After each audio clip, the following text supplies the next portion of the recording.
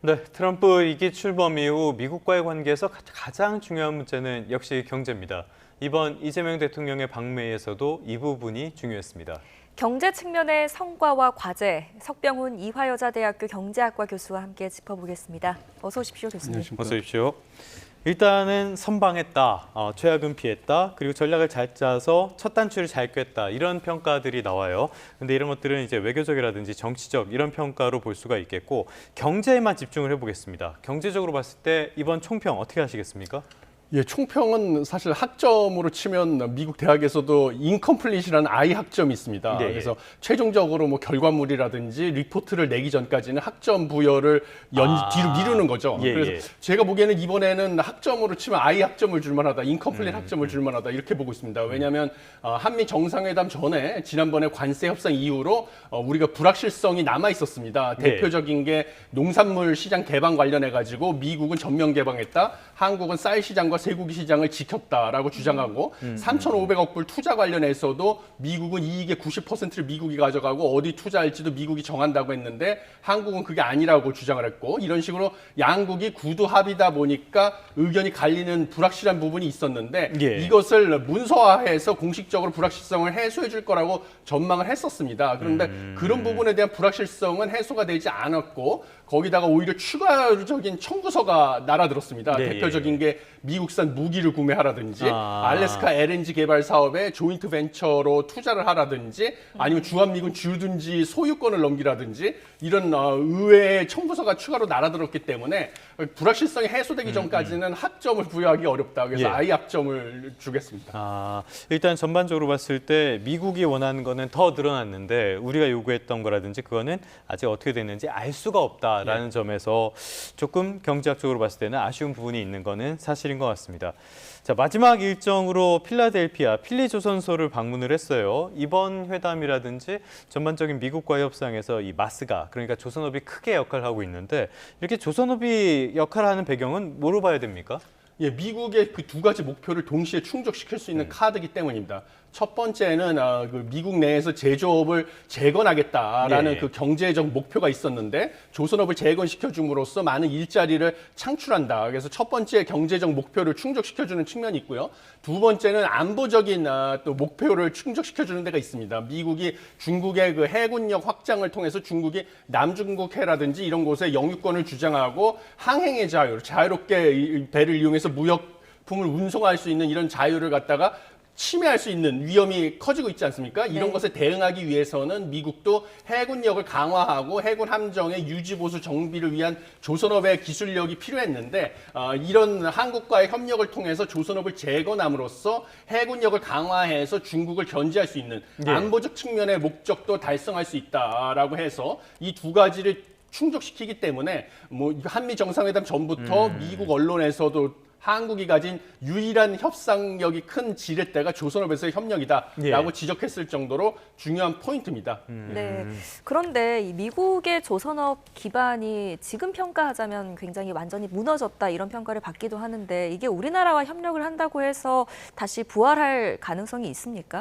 예, 뭐 단기간에 회복되기는 어렵다 이렇게 보고 있습니다. 실제로 앵커께서 지적하신 것처럼 미국의 조선업은 작년 기준으로 민간 선박 건조량 비중으로 봤을 때 점유율이 0.1%에 불과합니다. 근데 중국은 53%, 그 다음에 한국인데 한국이 29%거든요. 그래서 중국과는 지금 안보나 경제 측면에서 대립을 하고 있기 때문에 미국의 조선업을 살리기 위한 협력 파트너로는 거의 한국이 유일하게 주목을 받고 있는 상황이었습니다. 네. 그런데 이 조선업을 갖다가 단기간에 현대화시키고 점유율을 끌어올리는 것은 불가능하기 때문에 이 마스가 프로젝트는 결국 장기적인 프로젝트고 순차적으로 단계를 밟아가야 될 수밖에 없습니다. 그래서 1단계로 우리 기업들이 미국의 조선소를 인수해서 거기에 투자를 해서 현대화하는 중에는요, 미국의 군함이나 뭐 함정들의 유지 보수, 선박들의 유지 보수는 국내에 있는 조선소에서, 한국에 있는 조선소에서 하는 게 불가피하다 이렇게 보고 있습니다. 그래서 이러기 위해서는 미국의 관련법, 존스법 같은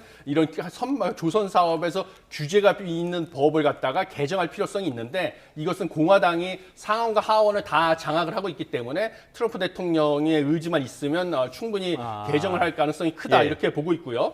그다음에 1단계로 그렇게 한 다음에 미국의 조선업 역량이 조선소가 현대화가 되면 그때 거기서 일을 할 수 있는 미국의 조선업 인력을 양성할 필요성이 있습니다. 그래서 한국과 미국이 공동으로 조선업에서 인재를 양성하고 한국의 노하우를 전수하는 그런 협력도 동시에 진행될 것으로 보이는데 한 가지 우려할 점은 사실 우리 조선업의 우수한 기술력이 좀 미국에 의해서 순식간에 따라잡힐 수 있다. 이런 것은 상당히 우려가 되는 점입니다. 알겠습니다. 어제 조선주들의 주가 흐름을 보면은 HD 현대는 오르고 HD 현대중공업은 급락하고 하나오션 급락하고 삼성중공업은 오르고 어떻게 좀 판단하기가 어려운 그런 모습들을 보여가지고 이런 것들이 어떤 시장 반응을 말해주는 것 같긴 합니다. 물론 노란봉투법의 영향도 있었던 것 같아요. 다음에 원전 한번 살펴볼까요? SMR, 소형 모듈 원자로를 말하는 건데 이 SMR을 중심으로 하는 원자력 협력 프로젝트 이런 것들도 속도를 낼 전망 이런 것들이 제기가 돼요. 어떤 부분에서 그렇습니까? 예, 그렇습니다. 이것은 상당히 우리나라 관련 업계에도 희소식이었다. 저도 이렇게 보고 있는데요. 미국에서 AI 산업이 앞으로 미래 경제 성장을 주도할 것으로 보이고요. AI 산업에서 데이터 센터에는 막대한 전력이 들어가게 돼 있습니다. 그런데 소형 모듈 원전이라는 것은 대형 원전과 다르게 대규모 냉각수가 필요하지 않기 때문에요. 대형 원전은 우리나라에서도 보면 이제 동해안의 해안가에 위치를 하고 있는데 소형 모듈 원전은 내륙에도 만들 수가 있습니다. 그래서 미국의 내륙에 만드는 데이터 센터 근처에 소형 모듈 원전을 이용해서 전력을 공급할 수가 있는 것이죠. 그 다음에 탈탄소에 의해서 그 신재생 에너지 중에서 그냥 가장 값싸게 탄소를 생산하지 않으면서 전력을 공급할 수 있는 에너지원 역시 소형 모듈 원전으로 주목을 받고 있기 때문에 앞으로 특히 저소득 국가들 탄소를 배출하지 않는 에너지원으로서 소형 모듈 원전을 수출할 가능성이 커져서 관련 분야의 그 잠재력은 상당히 큽니다. 그런데 이번 기회에 그 한국 수력원자력과 두산 에너빌리티도 미국의 원전 설계업체인 엑스에너지 그다음에 아마존 웹서비스와 MOU를 체결을 해서 소형 모듈 원전에 관련해 가지고 시장 확대 협력도 했고요. 두산 에너빌리티도 페르미 아메리카와 텍사스 AI 캠퍼스 이것은 첨단 에너지 복합센터 건설 산업인데 거기에 SMR 제작 협력을 하겠다는 MOU 체결하는 등 여러 가지 SMR 분야에서 협력 관련된 MOU를 체결한 것은 상당히 한국 원전 산업에서도 희소식이다 이렇게 보고 있습니다. 자, 그런데 계약도 있었고 MOU 양해각서 체결도 있었는데 어제 원전 대표주들을 보면은 두산 에너빌리티가 4% 빠졌고요. 현대건설도 4%, 한국전력은 3.4%. 다 급락세를 보였단 말이에요. 어느 정도 실망을 했다 이런 분위기인 것 같은데 이건 또 왜 이러는 겁니까? 예, 맞습니다. 저 앵커께서 지적하신 것처럼 어제 주식 상황, 시장 상황을 보면요. 코스피 자체가 일단 0.95% 하락을 했습니다. 그리고 주마다 산업마다 희비가 갈렸는데 앵커께서 지적하신 것처럼 조선 원전주는 하락을 하고 반면에 강관주는 상승을 했습니다. 관광이요? 강관이요. 강관이요? 파이프를 만드는 그런 주는 상승을 했습니다. 그 가장 큰 이유는 정상회담의 결과가 사실 아까 처음에 제가 지적을 한 것처럼 구체적인 성과가 없었습니다. 그래서 그러니까 불확실성이 완전히 해소되지 않았다는 점. 그래서 구체적인 결과물이 부족해서 외국인 투자자와 기관 투자자가 6,800억 원, 그다음에 2,600억 원을 각각 순매도를 함으로써 코스피 지수가 전반적으로 하락을 했고요. 그다음에 원전주하고 조선주 같은 경우도 역시 MOU만 체결했지 협력의 구체적인 방안은 나오지 않았습니다. 그래서 기존의 이 호재로 이끌었던 재료는 이미 소멸이 됐고 사실은 차익을 실현하고자 하는 매도세가 강했습니다. 유일하게 상승을 했던 강관주는 이제 하이스틸이나 넥스틸 같은 데인데요. 이것은 이제 트럼프 대통령의 추가 청구서인 알래스카 LNG 사업에 한국이 조인트 벤처로 참여를 해라. 이러니까 이게 강관, 파이프라인으로 가스관을 연결해야 되지 않습니까? 이게 호재로 받아들여져서 주가가 상승을 했다. 이렇게 보시면 되겠습니다. 네, 알겠습니다. 자, 대미 협력 카드뿐만이 아니고 우리나라에서 이제 이재명 대통령이 나갈 때 대미 투자 선물 보따리 굉장히 많이 들고 나갔거든요. 좀 내용을 살펴보자면 항공 분야에서는 일단 대한항공이 보잉사로부터 항공기 100세대를 구입하기로 결정을 했다 이런 소식이 전해집니다. 이게 어느 정도 규모인가요? 예, 이것은 대한항공이 창사 이래로 단일 계약으로 역대 최대 규모다라고 알려졌습니다. 그래서 대한항공이 총 70조 원의 대미 투자를 발표를 했는데요. 보잉사로부터 보잉기 103대를 신규 도입을 할 뿐만 아니라 GE 에어로스페이스와는 엔진 구매 및 엔진 정비 서비스 계약을 했습니다. 그래서 이 막대한 대미 투자, 지난해 이미 4조 원을 투자하겠다고 한 거에 이어서 추가로 70조 원의 대미 투자를 얘기를 했기 때문에 이것은 사실 한미 정상회담에 큰 힘이 됐고요. 그다음에 미국과 한국 간의 무역 수지 불균형을 해결하는데도 상당히 크게 기여를 했다라고 해서 국적항공사로서의 역할을 했다라고 네. 보고 있습니다. 국정항공사로서 큰 역할을 해주긴 했는데요. 궁금한 점이 지금 전 세계가 트럼프가 하도 저렇게 압박을 하니까 보잉 쪽에 주문을 하겠다라는 발표를 잇따라서 하고 있어요. 뭐 거의 뭐 20년치 주문이다 이런 말도 나오는데 보잉이 이거 다 만들 수 있습니까? 예, 그 좋은 지적인데요. 예. 예, 사실은 그 주문이 많이 쌓이면 미국의 상황에서도 그 많은 주문을 동시에 소화할 수 있는가라는 의구심이 제기가 되는 것이고요. 그렇기 때문에 아마 단계적으로 장기 계약을 체결해가지고 단계적으로 납품하는 형식이 되지 않을까 예, 예. 이렇게 보고 있습니다. 네. 자, 또 현대자동차 그룹에서는 미국에 7조 원 규모의 투자하겠다 이렇게 발표를 하기도 했습니다. 구체적으로 어떤 분야에 투자를 하겠다는 겁니까? 예, 이번에 발표한 것은 올해부터 4년간 기존의 미국의 260억 달러, 우리 돈으로 36조 원 규모를 투자하기로 한 26일에 밝혔는데요. 예. 지난 3월에는 원래 210억 달러, 그래서 210억 달러 투자하기로 했는데 여기에 50억 달러, 약 7조 원을 늘렸습니다. 투자 네. 규모를. 그래서 한미 정상회담을 앞두고 또 이것을 지원하기 위해서 현대자동차그룹이 준비한 카드로 보이고요. 구체적으로는 미국 루이지애나주에 270만 톤 규모의 제철소를 건설하는 거, 그다음에 자동차 생산 능력을 확대하는 거, 미국 현지 공장에서 거기에 이번에 추가로 들어간 것이 3만 대 규모의 로봇 공장을 신설하겠다라는 내용이 들어갔는데 예. 이것은 사실 미국이 인건비도 비싸고요. 갈수록 이 노동력도 부족해지지 않습니까? 세계적으로 선진국에서 인구가 줄어들고 있기 때문에 네. 그래서 중국 같은 경우도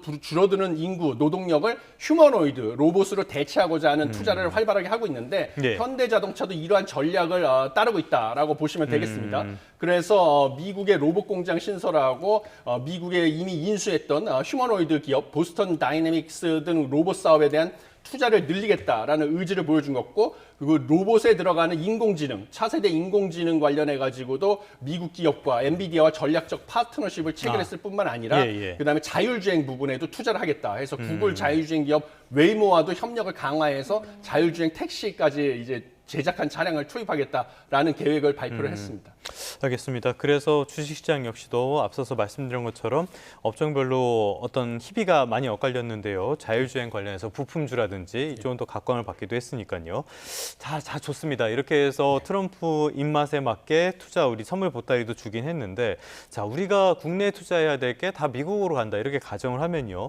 결국에 국내 투자는 줄어들 수밖에 없고 여기에 따라서 고용도 줄어들 것이고, 이게 안 그래도 올해 내년 다 저성장이 예상이 되는데 국내 성장률에도 영향을 미치게 될 거란 말이죠. 이런 부분에 우려는 없겠습니까? 예, 맞습니다. 저도 이제 끊임없이 지적하는 국내 예. 산업 공동화, 그다음에 국내 잠재 성장률이 오히려 하락할 수 있다라는 점이 가장 큰 문제로 대두가 되고 있습니다. 예. 이 투자 규모 측면에서 봤을 때는요, 이번에 1,500억 달러 대미 투자 발표한 것은 기존의 관세 협상 때 발표했던 3,500억 달러 대미 투자와 별개로 추가적으로 투자를 하겠다는 것입니다.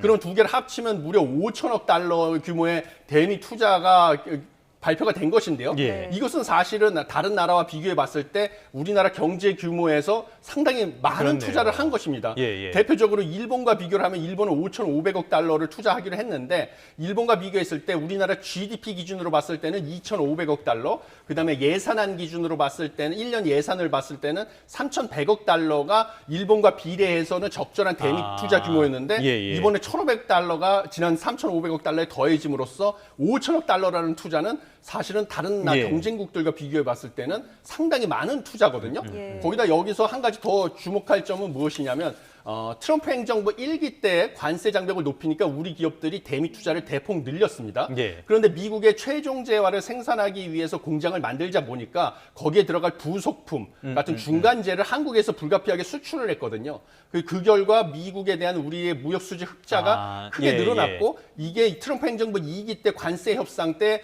트럼프 행정부에서 유리한 조건을 얻어내기 위해서 우리가 그 설득을 하기 위한 하나의 논리였습니다. 우리가 대미 투자를 늘렸기 때문에 거기에 들어가는 중간재를 수출해서 무역수지 흑자가 늘어난 것이다. 그런데 이거를 미국에서 전혀 받아들여 주지 않았습니다. 그러면 이번에 늘어난 대미 투자라는 것은 결국은 현대자동차 그룹의 예처럼 모든 공급망, 관련 산업의 공급망, 중간재부터 제철부터 해서 자동차 완성까지 모든 공급망을 전체가 다 미국으로 가는 걸 가능성이 크기 때문에 그러면 국내 일자리도 사라지고 국내의 자본 수준도 낮아져서 잠재 성장률이 떨어지고 미래의 성장 동력이 훼손될 가능성이 크다 이렇게 보고 있습니다. 네. 자, 알겠습니다. 어제 또 정상회담 열린 직후에 라운드 테이블 자리가 마련이 됐었거든요. 여기에 이제 우리나라 재계 총수들이 총출동했습니다. 보니까 이재용 회장과 젠스낭의 포옹이 또 그 장면이 화제가 돼서 또 떠다니기도 하던데 SK 최태원 회장도 함께 가지 않았습니까? 이 세 사람이 어떤 이야기 했을까요? 가장 중요한 것은 이제 AI에 관련돼서 삼성하고 SK 하이닉스가 가지고 있는 HBM4를 갖다가 엔비디아에 납품을 할지 이런 부분에 대해서 논의가 됐을 것으로 보여집니다. 그래서 HBM4가 지금 납품을 위해서 하이닉스 같은 경우는 이미 지금 테스트 품질 검사를 마치고요. 네네네. 올해 빠르면 4분기부터 납품을 할 것이다라고 지금 알려져 있습니다. 반면에 그 삼성전자 같은 경우는 아직 HBM4 샘플을 보내고 엔비디아에서 퀄 테스트를 진행 중이기 때문에 지금 어제 있어서는 AI 산업에서의 협력을 논의하고 이 HBM4 관련해서 납품, 공급을 관련해서 어떻게 될지에 대해서 양사들이 논의를 했을 것이다라고 알려져 있습니다. 알겠습니다. 어떤 측면에서는 엔비디아 입장에서는 SK 하이닉스가 독점적으로 공급하는 상황은 결코 엔비디아에 좋지는 않을 테니까요. 이렇게 논의가 있었을 것 같고요. 거론됐던 사업 중에 하나 살펴보도록 할까요? 알래스카 LNG 사업. 이거 계속해서 압박을 하고 있습니다. 이번에도 한국과 일본을 꼭 집어서 저 나라들이 하게 될 것이다 이렇게 얘기했는데 이게 돈이 되는 거면은 미국 친구들이 자기들이 했겠죠. 이렇게 하는 거 보면은 자기들도 위험하다는 걸 알기 때문에 이러는 것 같은데 맞습니다. 이 부분은 우리가 어떻게 봐야 됩니까? 예, 맞습니다. 이거 사실 추가 청구서가 들어온 건데요. 이게 트럼프 대통령 특유의 그 협상 전략, 그래서 목표를 높게 잡고 또 옵션을 다양하게 가져가라. 그래서 상대방으로부터 최선의 결과를 얻어내겠다라는 이런 투자 전략의 협상 전략의 일환으로 이제 제시를 한 것이다라고 보시면 되겠습니다. 그래서 지금 앵커께서 지적하신 것처럼 알래스카 LNG 개발 사업은 트럼프 대통령 수건 사업으로 사실은 오래전부터 미국에서 논의가 되었었는데 높은 사업 불확실성, 그다음에 미국의 환경보호 문제 때문에 정권이 바뀔 때마다 관련 정책이 흔들리기 때문에요. 미국의 그 세계적인 에너지 기업들조차 투자를 포기했던 그런 불확실성이 큰 사업입니다. 그래서 뭐 주요 내용은 초기에만 64조 원에 달하는 산업 비용, 1,300여 킬로의 가스관을 알래스카 북쪽에서 남쪽까지 연결을 해야 되거든요. 그래서 큰 사업 비용 64조 원이 들어가기 때문에 우리 입장에서 섣불리 참여하기 어려운 사실 사업이 되겠습니다. 그렇기 때문에 이 사업의 성공을 위해서 우리가 직접 참여하기보다는 오히려 여기 알래스카에서 앞으로 생산되는 LNG 구매를 장기적으로 뭐 상당 기간 하겠다라는 구매를 늘리는 방향으로 좀 재조정을 하는 것이 바람직하지 않을까 이렇게 보고 있습니다. 네, 이게 또 우리에게는 기회가 될지 아니면 부담으로만 작용을 할지는 좀 지켜봐야 될 부분인 것 같습니다. 자, 또 정상회담에서 좀 이 부분이 논의가 됐으면 참 좋았겠다, 좀 확실한 이야기가 나왔으면 좋았겠다 했던 부분이 농산물 개방 이야기였는데 이 부분은 또 빠졌더라고요. 앞으로 불확실성이 어떻게 해야 좀 해소가 될까요? 이 부분 어떻게 좀 협상을 해나가야 될까요? 불확실성 사실 정상 간의 회담을 원래 하기 전에는 실무자 간의 회담을 해서 합의문에 얼개가 짜여져 있고 마지막에 몇 가지 디테일만 수정을 해서 정상회담 끝에 공동 합의문이 발표가 되는 이런 게 전형적인 정상회담 의 방식이었습니다. 그런데 이번에는 공동 합의문이 나오지가 않았습니다. 그리고 실제로 구체적으로 합의된 사안이 경제 분야에 나타나지가 않았습니다. 그런 것은 정상회담 이후에도 양쪽 실무진 간에 지속적으로 합의가 계속될 것이다 라는 것을 시사하는 것이고요. 결국 이런 불확실성이 해소되려면 구체적으로 문서화된 합의 사항이 발표될 때까지 기다릴 수밖에 없습니다. 그래서 그 시점이 미국이 세계 여러 나라와 동시다발적으로 관세 협상을 진행했기 때문에 상당 기간 오래 걸릴 것이다. 그래서 우리 입장에서는 불확실성은 아직도 오랜 기간 지속될 것이다. 예측하기 어렵다라고 보는 것은 좀 안 좋은 소식입니다. 그리고 이번에 사실 해결되길 기대했던 그 농산물 시장에 대해서 양국이 개방하는 거에 대해서 말이 달랐던 점, 그다음에 미국에 대한 투자에 대해서 투자를 어디에 할지